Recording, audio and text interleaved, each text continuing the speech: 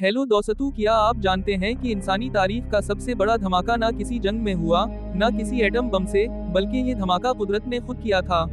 और ये धमाका इतना जोरदार था कि इसकी आवाज 5000 किलोमीटर दूर तक सुनी गई।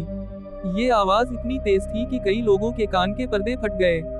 ये कहानी है इंडोनेशिया के एक आतिशफिशा पहाड़ की, जिसका नाम था कराकाटू।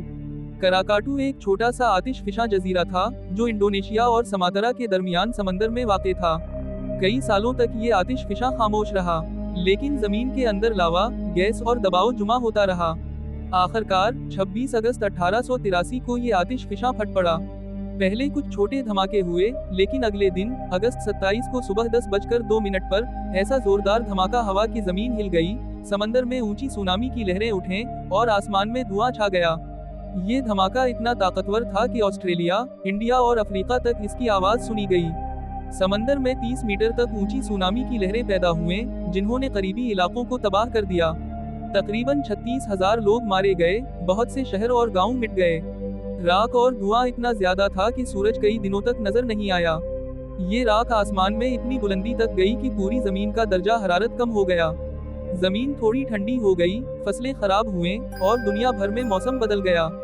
ये सब सिर्फ एक धमाके की वजह से हुआ, और वो धमाका था कुदरत का, ना कि किसी इंसान का। दिलचस्प बात यह है कि ये कराकाटू आतिशफिशा मुकम्मल तौर पर तबाह हो गया, लेकिन कुछ साल बाद समंदर से एक नया जजीरा उभरा, जिसे आज अनाक कराकाटू यानी कराकाटू का बेटा कहा जाता है। ये नया आतिशफिशा आज भी आहिस्ता आहिस्ता फटता रहता है, और साइंसदान इस पर नजर रखते हैं।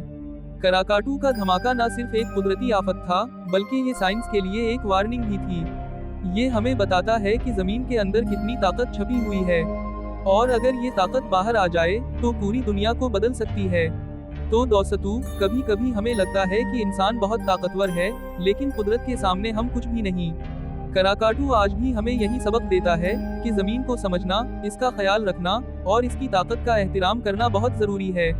अगर आपको ये वीडियो पसंद आई हो तो लाइक करें, कमेंट में अपनी राय दें, और मजीद ऐसी मालूमाती वीडियोस के लिए चैनल को सब्सक्राइब जरूर करें।